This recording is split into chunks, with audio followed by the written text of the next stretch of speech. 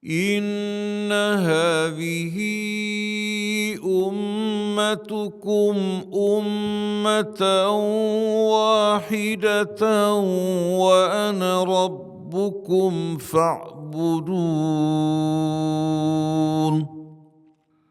وما أرسلناك إلا رحمة للعالمين.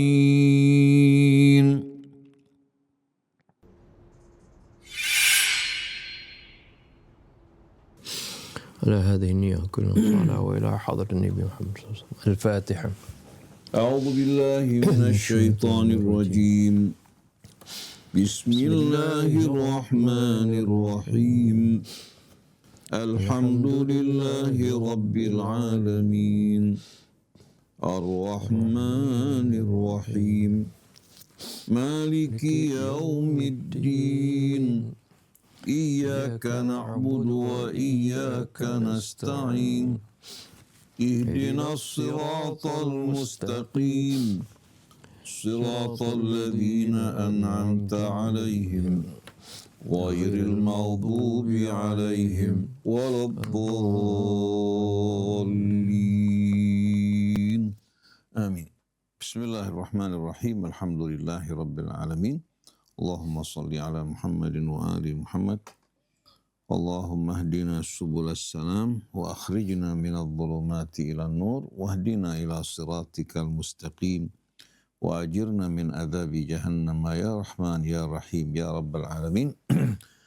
السلام عليك يا رسول الله. السلام علينا وعلى عباد الله الصالحين. والسلام عليكم ورحمة الله وبركاته. Ikhwan akhwat yang dirahmati Allah,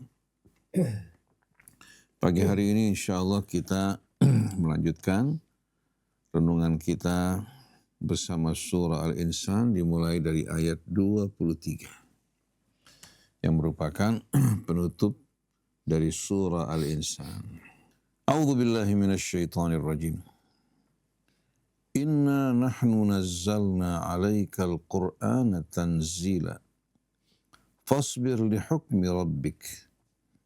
ولا تطع منهم آثما أو كفورا واذكر اسم ربك بكرة وعصيلا ومن الليل فاسجد له وسبحه ليلا طويلا. وفي هذه الآيات الأربع تكمن حقيقة كبيرة من حقائق الدعوة الإيمانية، حقيقة ينبغي أن يعيش فيها الدعاة إلى الله طويلا، حقيقة ينبغي أن يعيش فيها الدعاة إلى الله طويلا وأن يتعمقوها تعمقا كاملا وأن ينظروا بتدبر في مدلولاتها الواقعية والنفسية والإيمانية الكبيرة. لقد كان رسول الله صلى الله عليه وسلم يواجه المشركين بالدعوة إلى الله وحده، وهو لم يكن يواجه في نفوسهم مجرد عقيدة، ولو كان الأمر كذلك لكان أيسر كثيرا، فإن عقيدة الشرك المهلهلة التي كانوا عليها لم تكن من القوة والثبات بحيث يصمدون بها، هكذا لعقيدة الإسلام القوية الواضحة البسيطة. فإن حقيقة الشرك المهلهلة التي كانوا عليها لم تكن من القوة والثبات بحيث يصمدون بها، هكذا لعقيدة الإسلام القوية الواضحة البسيطة. إنما كانت الملابسات التي تحيط بالعقيدة وبالموقف هي التي تقود إلى تلك المعارضة العنيدة. إنما كانت الملابسات التي تحيط بالعقيدة وبالموقف هي التي تقود إلى تلك المعارضة العنيدة التي شهدت بها الروايات التاريخية وحكاها القرآن في مواضع منه شتى. كانت المكانة الاجتماعية والاعتزاز بالقيم السائدة في البيئة وما يتلبس بها كذلك من مصالح مادية هي العنصر الأول الذي يقود إلى التشبث بالعقيدة الواهية الظاهرة البطلان في وجه العقيدة القوية الظاهرة الاستقامة. ثم كانت صور الحياة الجاهلية ومتاعها ولذائذها وشهواتها إلى جانب ذلك تزيد المقاومة والعناد والتعبي على العقيدة الجديدة وما فيها من اتجاهات أخلاقية وقيم رفيعة لا تسمح بانطلاق الغرائز والشهوات ولا بالحياة العابثة الماجنة المطلقة من كوابح الأخلاق. وهذه الأسباب سواء ما يتعلق منها بالمكانة والقيم الاجتماعية والسلطان والمال والمصالح وما يتعلق منها بالعرف والعادة وصور الحياة التقليدية وما يتعلق منها بالانطلاق من القيم والقيود الأخلاقية كانت قائمة في وجه الدعوة الأولى وهي قائمة في وجه الدعوة في كل أرض وفي كل جيل وهي تمثل العناصر الثابتة في معركة العقيدة التي تجعلها معركة عنيدة لا تنتهي من قريب وتجعل مشاقها وتكاليفها والثبات عليها من أعسر التكاليف. ومن ثم ينبغي للدعاة إلى دين الله في أي أرض وفي أي زمان أن يعيشوا طويلا في الحقيقة الكبيرة الكامنة في تلك الآيات وملابسة نزولها على الرسول صلى الله عليه وسلم فهي ملابسات معركة واحدة يخوضها كل صاحب دعوة إلى الله في أي أرض وفي أي زمان. لقد تلقى رسول الله صلى الله عليه وسلم التكاليف من ربه لينذر وقيل له يا أيها المدثر قم فأنذر فلما أن نهض بالتكاليف واجهته تلك الأوامر والأسباب التي تصد القوم عن الدعوة الجديدة وتثير في نفوسهم التشبث بما هم عليه على شعورهم بوهنه وهلهلته وتقودهم إلى العناد الشديد ثم إلى الدفاع العنيد عن معتقداتهم وأوضاعهم ومكانتهم ومصالحهم ومألوف حياتهم ولذائذهم وشهواتهم إلى آخر ما تهدده الدعوة الجديدة أشد التهديد. وأخذ هذا الدفاع العنيد صورا شتى في أولها إيذاء القلة المؤمنة التي استجابت للدعوة الجديدة ومحاولة فتنتها عن عقيدتها بالتعذيب والتهديد ثم تشويه هذه العقيدة وإثارة الغبار حولها وحول نبيها صلى الله عليه وآله وسلم بشتى التهم والأساليب كي لا ينضم إليها مؤمنون جدد فمنع الناس عن الانضمام إلى راية العقيدة فمنع الناس عن الانضمام إلى راية العقيدة قد يكون أيسر من فتنة الذين عرفوا حقيقتها وذاقوها. وفي الوقت ذاته راحوا يحاولون مع صاحب الدعوة صلى الله عليه وسلم طرقا شتى من الإغراء إلى جانب التهديد والإيذاء ليلتقي بهم في منتصف الطريق ويكف عن الحملة الساحقة على معتقداتهم وأوضاعهم وتقاليدهم ويصالحهم ويصالحونه على شيء يرتضيه ويرتضونه كما تعود الناس أن يلتقوا في منتصف الطريق عند الاختلاف على المصالح والمغانم وشؤون هذه الأرض المعهودة. وهذه الوسائل ذاتها أو ما يشبهها هي التي يواجهها صاحب الدعوة إلى الله في كل أرض وفي كل جيل.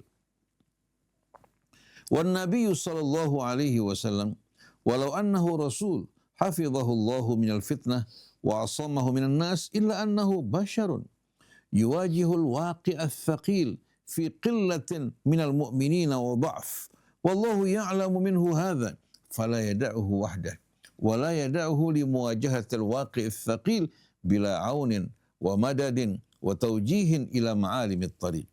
وهذه الآيات تتضمن حقيقة هذا العون والمدد والتوجيه. إنا نحن نزلنا عليك القرآن تنزيلا، وهي اللفتة الأولى إلى مصدر التكليف بهذه الدعوة وينبوع حقيقتها، إنها من الله، هو مصدرها الوحيد وهو الذي نزل بها القرآن، فليس لها مصدر آخر ولا يمكن أن تختلط حقيقتها بشيء آخر لا يفيض من هذا الينبوع. وكل ما عدا هذا المصدر لا يتلقى لا يتلقى عنه ولا يستمد منه ولا يستعار لهذه العقيدة منه شيء ولا يخلط بها منه شيء. ثم إن الله الذي نزل هذا القرآن وكلف بهذه الدعوة لن يتركها ولن يترك الداعي إليها، وهو كلفه وهو منزل القرآن عليه. ولكن الباطل يتبجح والشر ينتفش والأذى يصيب المؤمنين والفتنة ترسل لهم والصد عن سبيل الله يملكه أعداء الدعوة ويقومون به ويصرون عليه فوق إصرارهم على عقيدتهم وأوضاعهم وتقاليدهم وفسادهم وشرهم الذي يلحون إليه والذي يلجون فيه. ثم هم يعرضون المصالحة وقسمة البلد بلدين والالتقاء في منتصف الطريق، وهو أرض يصعب رده ورفضه في مثل تلك الظروف العصبية. هنا تجيء اللفتة الثانية: فاصبر لحكم ربك ولا تطع منهم آثما أو كفورا. إن الأمور مرهونة بقدر الله، وهو يمهل الباطل ويملي للشر ويطيل أمد المحنة على المؤمنين والابتلاء والتمحيص. كل أولئك لحكمة يعلمها يجري بها قدره وينفذ بها حكمه. فاصبر لحكم ربك حتى يجيء موعده المرسوم. اصبر على الأذى والفتنة واصبر على الباطل يغلب والشر يتنفج. واصبر على الباطل يغلب والشر يتنفج ثم اصبر أكثر ما أوتيته من الحق الذي نزل به القرآن عليك. ثم اصبر أكثر على ما أوتيته من الحق الذي نزل به القرآن عليك. اصبر ولا تستمع لما يعرضونه من المصالحة والالتقاء في منتصف الطريق على حساب العقيدة، ولا تطع منهم آثما أو كفورا، فهم لا يدعونك إلى طاعة ولا إلى بر ولا إلى خير، فهم آثمون كفار.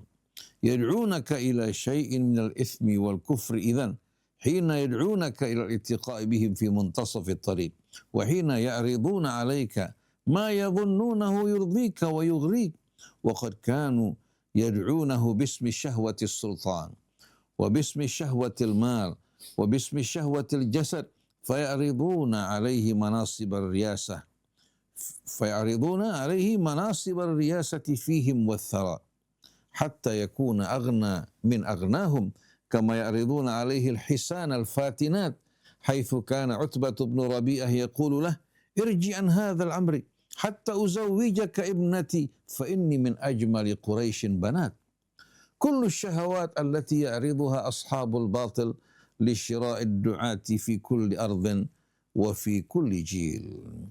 فاصبر لحكم ربك ولا تطع منهم آثما أو كفورا، فإنه لا لقاء بينك وبينهم ولا يمكن أن تقام قنطرة للعبور عليها فوق الهوة الواسعة التي تفصل منهجك عن منهجهم وتصورك للوجود كله عن تصورهم وحقك عن باطلهم وإيمانك عن كفرهم ونورك عن ظلماتهم ومعرفتك بالحق عن جاهليتهم اصبر ولو طال الأمد واشتدت الفتنة وقوي الإغراء وامتد الطريق ولكن الصبر شاق ولا بد من الزاد والمداد المعين والله أعلم. Bismillahirrahmanirrahim. Alhamdulillahirabbil alamin. Allahumma shalli ala Muhammadin wa ali Muhammad. Rabbana zidna ilman wa alhiqna bis shalihin.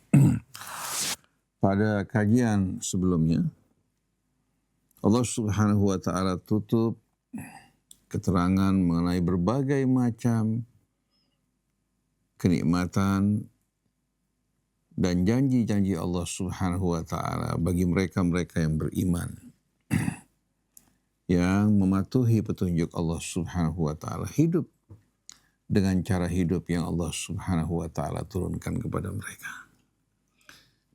Inna hadza kana lakum jazaa'a wa kana sa'yukum mashkura. Sesungguhnya semua ini yang Allah sebutkan tadi dari berbagai macam kenikmatan, baik yang bersifat materi maupun bersifat manawi, adalah balasan yang Allah sediakan bagi kalian. Dan semua usaha kalian, usaha yang disyukuri. Allah Subhanahu wa taala bukan membalas kebaikan sesuai dengan apa yang dilakukan, tapi Allah Subhanahu wa taala balas kebaikan kita yang tak berarti dengan balasan yang tak terhingga. Kebaikan yang fana dalam kehidupan fana ini, yang sedikit pun tidak bermanfaat bagi Allah, tapi manfaatnya kembali kepada kita, Allah balas dengan kebahagiaan yang kekal dan abadi.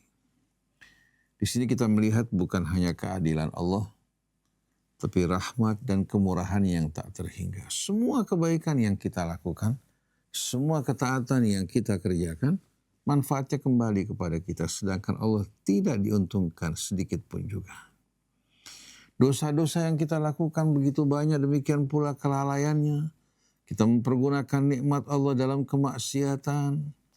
Bahkan kebanyakan waktu kita habiskan untuk bersenang-senang, lupa kepada Allah, bimbingan maupun tuntunannya. Ternyata Allah dengan ampunannya mengampuni semua itu. Mengampuni mereka-mereka yang datang kembali kepadanya. Juga mensyukuri kebaikan yang mereka lakukan.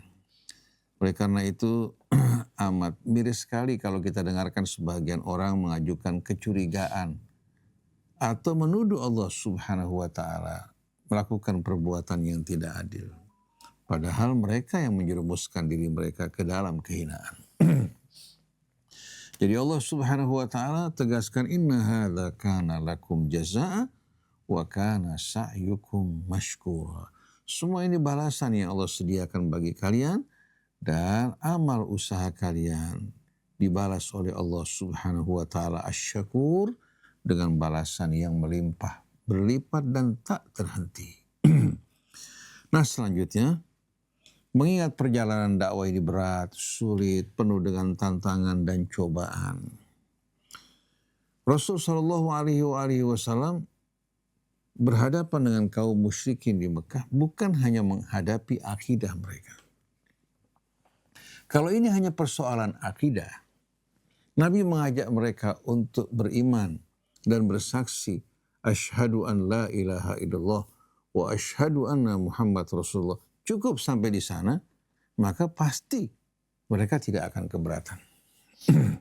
Kalau hanya sekedar mengucapkan la ilaha illallah Muhammad Rasulullah. Tapi persoalannya bukan hanya sekedar mengucapkan kesaksian ini, tapi mereka mengubah cara hidup mereka, tradisi mereka, budaya mereka yang tidak benar, disesuaikan dengan petunjuk Allah. Juga mereka diperintahkan untuk mengekang hawa nafsu mereka yang tadinya liar tanpa kendali dengan mengikuti rambu-rambu agama Allah. Mereka merasa mereka dibatasi dengan aturan Allah. Begitu pula kesenangan mereka, hawa nafsu mereka yang liar tidak diperkenankan kecuali nafsu yang disalurkan sesuai dengan jalan yang Allah Subhanahu wa taala ridhai. Jadi menyangkut betul-betul kehidupan mereka, budaya mereka, tradisi mereka, hawa nafsu mereka yang biasa mereka salurkan secara liar. Datang Al-Quran mengajak mereka untuk beriman kepada Allah, mengikuti petunjuknya dan menyesuaikan cara hidup mereka dengan aturan dan petunjuk Allah. Oleh karena itu ketika Allah turunkan kakek kita dan nenek kita, Allah berfirman, فَإِمَّا يَأْتِيَنَّكُمْ مِنِّي هُدَى.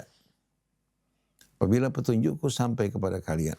Kita lihat coba. فَمَنْ تَبِعَ هُدَيَ. Siapa yang mengikuti petunjukku?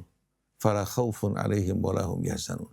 Jadi bukan hanya sekedar kita bersaksi an la ilaha illallah wa anna Muhammad Rasulullah, tapi kita diperintahkan untuk mengubah haluan hidup kita yang tadinya mengikuti hawa nafsu dan syaitan dengan kita kembali kepada Allah, mengubah tata cara kehidupan kita yang tidak benar. Oleh karena itu persoalannya bukan persoalan mereka tidak meyakini kebenaran Rasul. Persoalannya bukan mereka ragu terhadap apa yang dibawakan Rasul. Allah berfirman dalam suratul An'am, فَإِنَّهُمْ لَا يُكَذِّبُونَكَ وَلَكِنَّ الظَّالِمِينَ بِآيَاتِ اللَّهِ يَجْحَدُونَ. Sesungguhnya mereka tidak mendustakan engkau, wahai Rasul. Mereka yakin akan kebenaran yang kamu sampaikan. Tapi orang-orang yang zalim, mereka mendustakan ayat-ayat Allah. Karena apa? Karena gak sejalan dengan kezaliman mereka. Jadi yang dihadapi Rasul ini adalah kezaliman dalam seluruh aspek kehidupan. Islam agama keadilan yang betul-betul apa? Menegakkan keadilan di atas siapapun juga tanpa pandang bulu, kaya, miskin, kuat, lemah. Sedangkan madhab jahiliyah, mereka justru menyesuaikan kebenaran dengan kepentingan mereka, dengan kedudukan mereka. Kalangan-kalangan bawah tidak berhak menikmati keadilan. Seperti yang dilakukan negara-negara besar dalam transaksi, dalam bargaining yang mereka lakukan, tidak pernah mereka mempertimbangkan keadilan. Keadilan bagi bangsa mereka, bagi negara mereka, bagi rakyat mereka. Adapun bagi bangsa yang lain, yang kuat yang menentukan mana benar, mana salah. Itu yang menjadi apa? Yang menjadi tradisi budaya kaum jahiliyah. Jadi ketika Nabi mengajak mereka untuk beriman kepada Allah, meninggalkan penyembahan terhadap berhala, mereka faham betul bahwa kehidupan mereka yang tadinya mengacu kepada berhala, kepada syaitan, harus mereka tinggalkan, mereka sesuaikan dengan tata cara kehidupan yang dibawa oleh Rasul dari petunjuk Allah Subhanahu wa taala. Seperti dalam ayat yang lain, فَإِمَّا يَأْتِيَنَّكُمْ مِنِّي هُدًى فَمَنِ اتَّبَعَ هُدَايَ فَلَا يَضِلُّ وَلَا يَشْقَى وَمَنْ أَعْرَضَ عَنْ ذِكْرِي فَإِنَّ لَهُ مَعِيشَةً ضَنكًا. Jadi bukan hanya kesaksian dengan lisan, tapi diikuti dengan kehidupan kita yang sesuai dengan kesaksian kita. Ini yang dituntut oleh Allah dan ini yang ditolak oleh masyarakat jahiliyah. Tapi dalam waktu yang sama, mereka meyakini kebenaran Rasul. Wajahadu biha wastaiqanatha anfusuhum dhulman wa 'uluwa. Mereka ingkar kepada apa? Ayat Allah, apa yang dibawa Rasul, tapi hati mereka penuh keyakinan akan kebenarannya. Allah tidak menggunakan kata aiqana yuqinu yang artinya yakin. Allah gunakan justru apa? Bentuk sudasinya istaiqanatha. Menunjukkan mereka benar-benar yakin. Tapi persoalannya bukan soal keyakinan. Persoalannya berkaitan dengan cara hidup mereka, budaya mereka, hawa nafsu mereka yang harus dikekang, disesuaikan dengan petunjuk Allah. Nah, upaya mereka dalam menghalang-halangi dan memerangi dakwah dengan bermacam-macam. Baik dengan pendekatan yang lembut, tidak berhasil mereka gunakan ancaman secara langsung atau mengancam orang-orang yang berupaya untuk mendekat atau berkumpul bersama Rasul. Kemudian mereka lakukan siksaan, penganiayaan terhadap orang-orang yang lemah yang tidak memiliki pelindung. terutama sekali kalangan hamba sahaya. Bertahun-tahun mereka lakukan. Tidak berhasil, mereka mulai melakukan penawaran kepada Rasul untuk menempuh jalan tengah. Untuk menempuh jalan tengah. Kompromi. Tapi dengan mengorbankan prinsip-prinsip Islam. Kalau kompromi bersama-sama, kita berbeda keimanan, kamu menjalankan apa yang kamu yakini, kami menjalankan apa yang kami yakini, tapi kita bisa kompromi berjuang untuk menegakkan keadilan, kebenaran, membela hak-hak asasi manusia, itu Islam akan sambut. Seperti Rasul bercerita, laqad du'itu fil jahiliyati ila hilfin. Aku pernah diundang pada masa jahiliyah, pada masa kanak-kanak, untuk menyaksikan satu fakta. Namanya hilful fudul, yaitu fakta untuk membela orang-orang yang teraniaya. Dia mengatakan, lain du'itu ila mithlih. La ajabtu. Kalau saya diundang lagi untuk menghadiri fakta semacam ini, saya akan hadir. Tetapi kalau kompromi dengan mengorbankan akidah atau meninggalkan sebahagian tuntunan Allah, ini tidak dibenarkan dalam agama. Oleh karena itu kalau kita membaca surah Muhammad, ya, berkaitan dengan persoalan ini kita bisa baca surah Muhammad ayat 25. Allah jelaskan mereka-mereka yang melakukan kompromi dengan mengorbankan sebahagian dari ajaran Allah. Allah nyatakan mereka orang-orang yang murtad. Ayat 25 surah Muhammad. Innal ladzina irtaddu ala adbarihim min ba'di ma tabayyana lahumul huda asyaitanu sawwara lahum wa amla lahum. Sesungguhnya mereka-mereka yang murtad kembali ke belakang. Tadinya mereka dalam kekafiran kemudian beriman, tahu-tahu mereka kembali ke belakang. Mereka-mereka yang murtad kembali ke belakang setelah jelas petunjuk Allah bagi mereka, sesungguhnya syaitan telah memperdayakan mereka. Syaitan telah apa? Telah betul-betul menggiring mereka untuk mengikuti doktrinnya. Karena takut menghadapi ancaman atau disebabkan karena tergiur menghadapi godaan. Baik kedudukan, harta, dan lain sebagainya. Dzalika bi annahum qalu lil ladzina karihu ma nazzala Allah sanuti'ukum fi ba'dil amri. Yang menyebabkan mereka dicap sebagai orang murtad karena mereka berkata kepada orang-orang yang tidak menyukai apa yang Allah turunkan dari petunjuknya, bahwa kami akan mentaati kalian pada sebahagian urusan. Kami akan kompromi, kita tinggalkan ya, katakan pokoknya sebahagian dari agama Allah untuk bisa bertemu. Mereka juga akan melakukan hal yang sama. Seperti yang mereka tawarkan pada Rasul, satu hari Rasul menyembah Tuhan mereka, nah satu hari mereka akan menyembah Tuhan Rasul. Kalau agama dikompromikan seperti ini, maka dengan sendirinya mereka juga akan apa? Akan bisa mengajak Rasul untuk kompromi pada sebahagian yang diharamkan Allah, dihalalkan. Oleh karena itu dengan tegas Allah perintahkan Rasul untuk membaca firman Allah dalam suratul Kafirun. Qul ya ayyuhal kafirun. Bersama suratul Ikhlas menegaskan kepada kita apa itu iman yang sebenarnya. Jadi, dzalika bi annahum qalu lil ladzina karihu ma nazzalallah sanuti'ukum fi ba'dil amri. Yang menyebabkan mereka murtad karena mereka berkata kepada orang yang tidak menyukai apa-apa yang Allah turunkan dari kitabnya, bahwa kami akan mentaati kalian pada sebahagian urusan. Dan Allah Subhanahu wa ta'ala mengetahui bisikan perencanaan kompromi yang mereka lakukan di antara mereka. فَكَيْفَ إِذَا تَوَفَّتْهُمُ الْمَلَائِكَةُ يَضْرِبُونَ وُجُوهَهُمْ وَأَدْبَارَهُمْ ذَلِكَ بِأَنَّهُمُ اتَّبَعُوا مَا أَسْخَطَ اللَّهَ وَكَرِهُوا رِضْوَانَهُ فَأَحْبَطَ أَعْمَالَهُمْ. Bagaimana nanti keadaan mereka ketika malaikat memukuli wajah mereka, memukuli juga bahagian belakang mereka. Yang demikian itu disebabkan karena mereka mengikuti apa yang dimurkai Allah dan tidak menyukai keridhaannya. Maka Allah gugurkan semua amal-amal mereka.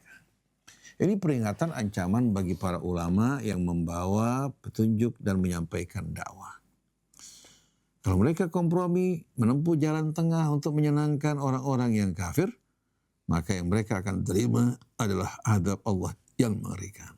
Nah, kalau orang berbicara mengenai sakaratul maut, ini berlaku untuk orang-orang seperti ini.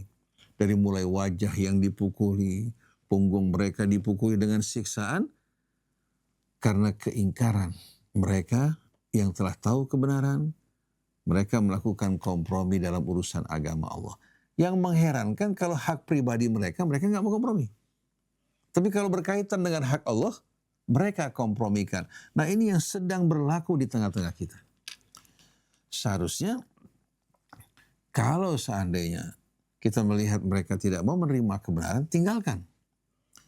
Atau kita berhadapan dengan ancaman, kita harus melakukan taqiyah. Kita berdiam, kita tinggal pergi. Tidak perlu kita meladeni mereka. Tapi kalau kita duduk kompromi bersama mereka, dengan mengorbankan agama Allah atau sebahagian agama Allah, maka Allah cap kita sebagai orang yang murtad. Maka dengan tegas dalam surat Al-Insan yang merupakan surah Makkiyah ini, Allah Subhanahu wa taala ingatkan dari awal agar kita sekali-kali tidak mengikuti ajakan, bujukan, dan tawaran yang menggiurkan seperti yang ditawarkan oleh Utbah bin Abi Rabi'ah. Tinggalkan semua yang kamu lakukan, saya akan nikahkan kamu dengan putri saya. Dan saya terkenal sebagai orang yang putri-putrinya merupakan putri-putri yang tercantik. Lalu juga ditawarkan kekayaan. Kalau kamu tinggalkan apa yang kamu sampaikan saat ini, kamu akan jadikan kamu orang yang terkaya di antara kami. Bahkan kalau kamu ingin kekuasaan malaknaka alaina, kami jadikan engkau penguasa di atas kami. Yang penting tinggalkan. Apa yang kamu bawa ini, mari kita hidup bersama-sama menikmati kehidupan dunia ya, dan menerima kenyataan. Nah, kebanyakan orang lebih suka memilih jalan ini. Ini jalan yang amat betul-betul mengerikan. Mudah beberapa saat, tapi derita, terjungkal dalam azab api neraka dan murka Allah yang lebih mengerikan. Jadi kesimpulan dari penutup ayat ini, atau penutup dari surah Al-Insan ini, sebetulnya merupakan bimbingan petunjuk, pembekalan dari Allah untuk nabinya, juga penghiburan baginya. Karena dakwah yang beliau sampaikan ini berat.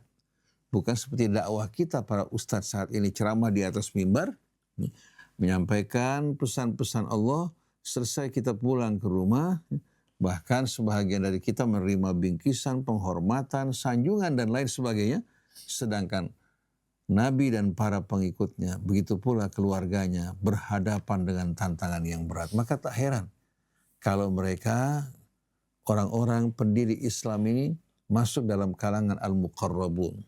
Thullatun minal awwalin.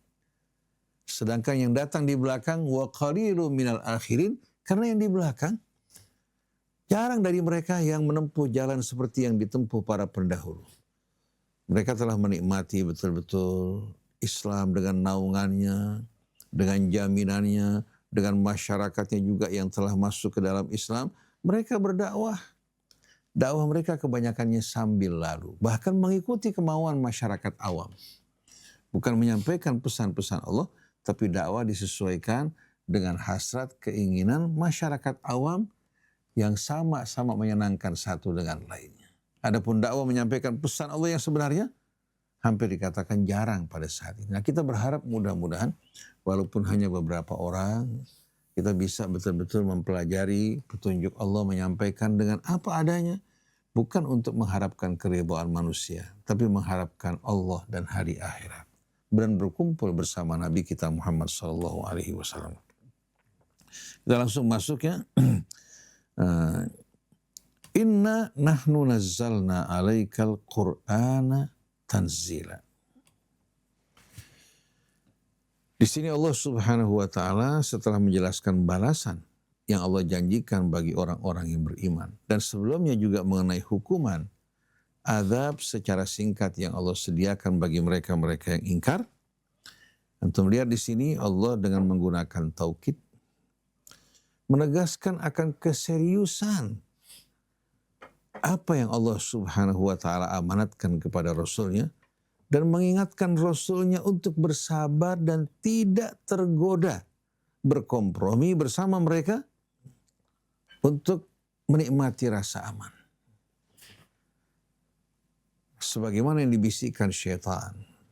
Sekarang kita ikutin mereka terlebih dahulu. Setelah itu baru kita tarik mereka. Kalau kita nggak masuk di tengah-tengah mereka, bagaimana mungkin kita bisa mengubah mereka? Ini merupakan bisikan-bisikan yang sepintas benar. Padahal sebetulnya kita sudah mulai masuk berkompromi dalam hal-hal yang tidak benar. Inna nahnu nazzalna alaikal qur'ana tanzila. Sesungguhnya kami telah menurunkan kepadamu wahai Rasulullah Al-Quran secara bertahap. Bukan dalam rangka bermain-main. Ini merupakan hal yang amat serius. Fasbir li hukmi rabbik. Maka bersabarlah engkau wahai Rasulullah.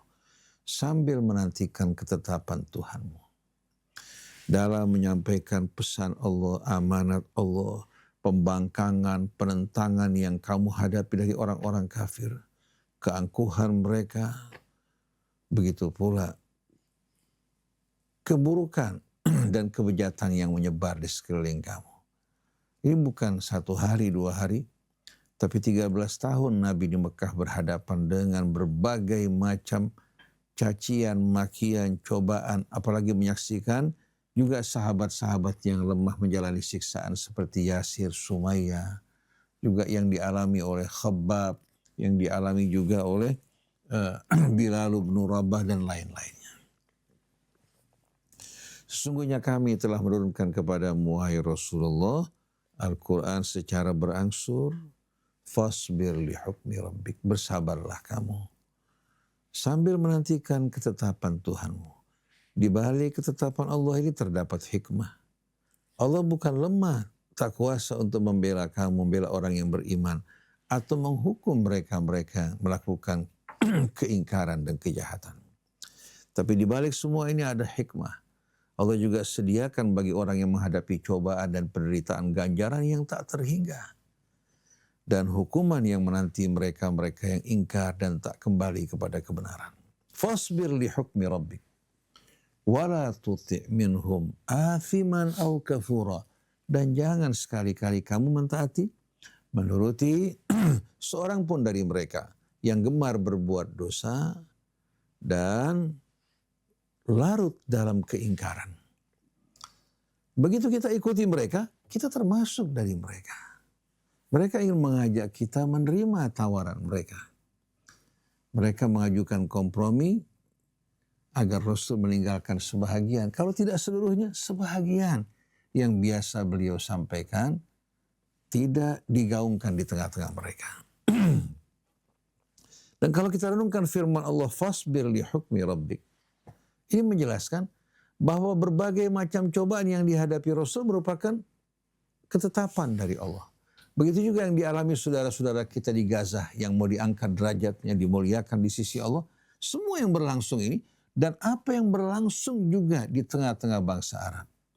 Dari pengkhianatan, sebetulnya apa yang Allah lakukan ini membongkar kedok mereka, menampakkan hakikat mereka yang sebenarnya. Bukan mereka justru tampil untuk menegakkan keadilan, membela orang-orang yang teraniaya dengan penuh keadilan, malah mereka kompromi bergabung dengan dewan perdamaian yang ditawarkan oleh manusia yang tidak sama sekali hidupnya mencerminkan perdamaian. Seperti Trump. Dengan track recordnya, kejahatannya, belum lagi skandal sekarang yang terkuak. Yang tertutup selama ini yang berlangsung di Epstein Island. Dan pemiliknya Jeffrey Epstein yang menunjukkan skandal-skandal yang melibatkan para pembesar, termasuk bahkan tokoh-tokoh pemuka-pemuka dari negara Arab, di samping bersama Trump yang melakukan kejahatan terhadap kemanusiaan. Bagaimana orang semacam ini bisa tampil untuk menjadi juru damai? Sama dengan seekor serigala yang diangkat untuk mengamankan dan melindungi domba-domba yang berada di bawah naungannya. Jadi wala tuti' minhum athiman aw kafura. Sabarlah engkau sambil menantikan ketetapan Tuhanmu dan jangan sekali-kali engkau mengikuti, menuruti seorang pun dari mereka yang bergelimangan dosa dan tenggelam dalam keingkaran. Wadhkur isma rabbika bukratan wa asila wa minal laili fasjud lahu wasabbihu lailan tawila. Kita lihat bagaimana Allah Subhanahu wa taala setelah mengingatkan nabinya untuk tidak kompromi bersama mereka, tetap tegar dalam perjalanan dan dakwahnya yang mulia yang disampaikan untuk mengeluarkan umat manusia dari kegelapan menuju kehidupan yang terang benderang. Lalu untuk bekal beliau dalam menghadapi cobaan yang berat ini, wadhkur isma rabbika bukratan wa asila. Hendaklah engkau selalu menyebut dan mengingat. Kata dzakara bukan hanya menyebut, tapi dzakara asal katanya menunjukkan arti ingat. Lidah mengungkapkan apa yang di hati kita. Jadi maksudnya banyak-banyaklah engkau berzikir, menyebut dan mengingat Tuhanmu. Baik di waktu pagi maupun di waktu petang. Di waktu pagi kamu ketika memulai perjuangan kamu, di waktu petang ketika kamu mengakhiri aktivitas kamu, menutup harimu. Kau tutup dengan berzikir dan mengingat Allah Subhanahu wa ta'ala merupakan bekal bagi seorang da'i dalam menghadapi cobaan dan tantangan dalam hidup ini yang merupakan ketetapan Allah dengan kembali kepada Allah. Sebagaimana dalam suratul Muzammil, sebelum Rasul menerima amanat yang berat untuk menyampaikan dakwahnya secara terbuka, Allah perintahkan dia bangun di waktu malam. Bismillahirrahmanirrahim. Ya ayyuhal muzammil qumil laila illa qalila nisfahu aw inqus minhu qalila aw zid alaihi warattil qur'ana tartila. Lalu Allah jelaskan alasannya kenapa Rasul diperintahkan bangun malam sedemikian rupa. Inna sanulqi alaika qawlan thaqila. Sungguh kami akan memberikan engkau beban yang amat berat. Berhadapan dengan kaum musyrikin secara belak-belakan. Kemudian menegur mereka. Dan kebatilan mereka mengajak mereka untuk meninggalkan semua itu kembali kepada Allah. Ini merupakan amanat yang amat berat. Lalu sebagai bekal Allah perintahkan nabinya untuk bangun di waktu malam, berzikir kepada Allah. Dan ini memang terbukti bahwa orang-orang yang berjuang menghadapi tantangan yang berat hanya dengan mengingat Allah, kembali kepada Allah, bangun di waktu malam, itu merupakan sebaik-baiknya bekal. Jadi orang yang mengalami tekanan hidup dan mengalami betul-betul cobaan yang berat, coba lari kepada Allah sebagaimana firman-Nya, fafirru ilallahi inni lakum minhu nadhirum mubin. Larilah kalian kembali kepada Allah, sesungguhnya aku pemberi peringatan yang nyata bagi kalian. Jadi menghadapi cobaan hidup yang bermacam-macam, bahkan menghadapi juga bencana dengan berita-beritanya, jalan keselamatan hanya kembali kepada Allah. Dialah tempat berlindung yang paling aman. Wa 'alallahi fatawakkalu in kuntum mu'minin. Wa minal laili fasjud lahu wasabbihu lailan tawila. Dan di malam hari sujudlah kamu kepadanya dan bertasbihlah kamu, sucikan Allah. Dan Allah tidak membutuhkan pensucian kita, tapi maksudnya mensucikan jiwa kita dari prasangka-prasangka buruk atau pandangan-pandangan buruk tentang Allah Subhanahu wa ta'ala. Hingga kita betul-betul menerima ketentuan Allah dengan penuh keyakinan di balik ini semua ada hikmah. Dan Allah bukan hanya ma'adil, tapi Allah maha pengasih, penyayang yang akan melipur lara duka hamba-hambanya. Wasabbihu lailan tawila, bertasbih engkau kepadanya dalam malam yang panjang. Kau bermunajat bersama Tuhanmu, mencurahkan isi hatimu, mendambakan harapanmu kepadanya. Allah tidak akan meninggalkan kamu dan menyia-nyiakan kamu. Ini merupakan ayat-ayat yang berisikan hiburan yang amat indah. Insya Allah kita akan lanjutkan dan besok kita selesaikan bersama-sama kajian di seputar ini. Tapi paling tidak kita perlu memahami, seperti yang saya tadi katakan, bahwa yang dihadapi Rasul bukan hanya sekedar pertarungan dalam menghadapi ideologi keyakinan kaum musyrikin yang tidak benar, tapi menyangkut seluruh aspek kehidupan mereka yang diajak untuk disesuaikan dengan petunjuk Allah. Oleh karena itu Abu Lahab dengan ganas mengatakan, alihada jama'tana, tabban laka ya Muhammad. Apa untuk ini kamu kumpulkan kami? Sungguh celaka kamu wahai Muhammad sallallahu alaihi wasallam. Ternyata Abu Lahab yang celaka. Allah muliakan nabinya dan muliakan orang-orang yang beriman. Subhanakallahumma wa bihamdik asyhadu an la ilaha illa anta astaghfiruka wa atubu ilaik wal afu minkum. Wassalamualaikum warahmatullahi wabarakatuh. Waalaikumsalam warahmatullahi wabarakatuh. Assalam. Bismillahirrahmanirrahim. Alhamdulillahirabbil alamin. Allahumma shalli wa sallim ala sayyidina Muhammadin wa ala ali sayyidina Muhammad. Rabbana anfa'na bima 'allamtana, Rabbi 'allimna alladhi yanfa'una, Rabbi faqihna wa faqih ahlana. Amin ya Rabb. Wa qarabatin lana fi dinina ma al-kutul untha wa dhakar. Amin ya Rabb. Rabbi waffiqna wa waffiqhum lima tartadi qawlan wa fi'lan karama. Amin ya Rabb. وارزق الكل حلالا دائما واخر لا اتقياء علماء نهضى بالخير ونكفى كل شر. آمين يا رب. ربنا اصلح لنا كل الشؤون واقر بالرضا منك العيون واقض عنا ربنا كل الديون قبل ان تاتينا رسل المنون واغفر استر انت اكرم من ستر.